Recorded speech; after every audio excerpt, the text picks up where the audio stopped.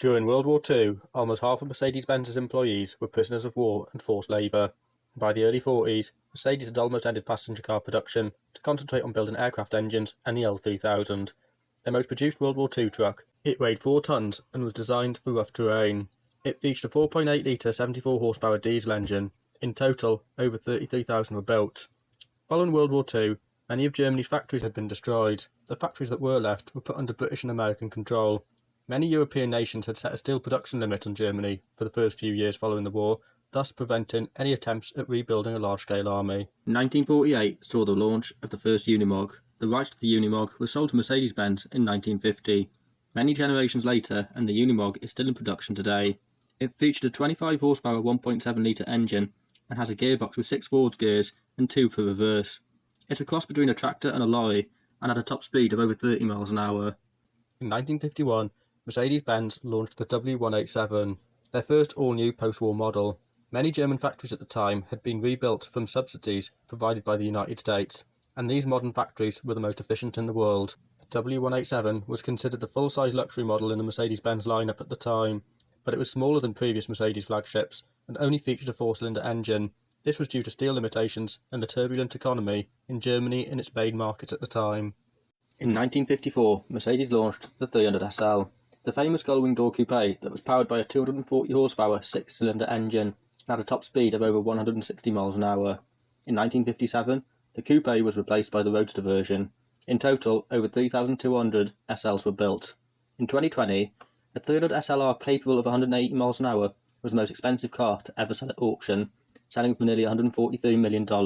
1957 saw the launch of the Mercedes-Benz 300D, a 5.2 metre long luxury saloon often referred to as the model that paved way for the S-Class. It featured luxuries such as an in-car telephone, curtains and writing desks.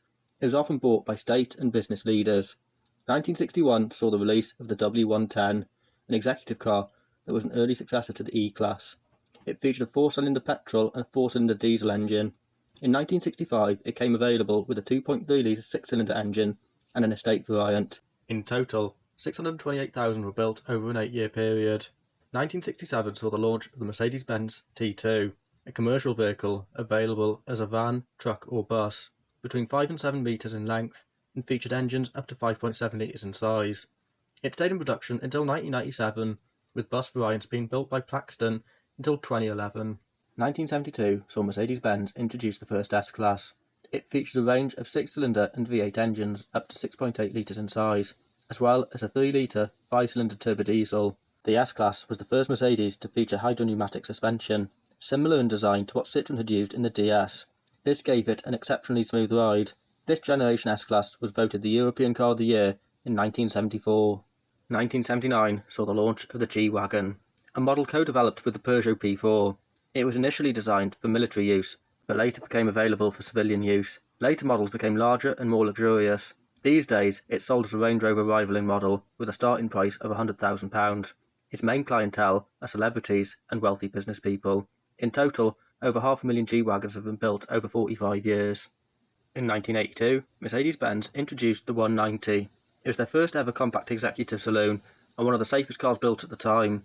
It was a massive success, with Mercedes selling nearly 1.9 million over an 11-year period. 1988 saw Mercedes launch the 4th generation SL, their flagship coupe and convertible. It featured a wide range of 6-cylinder V8 and V12 engines.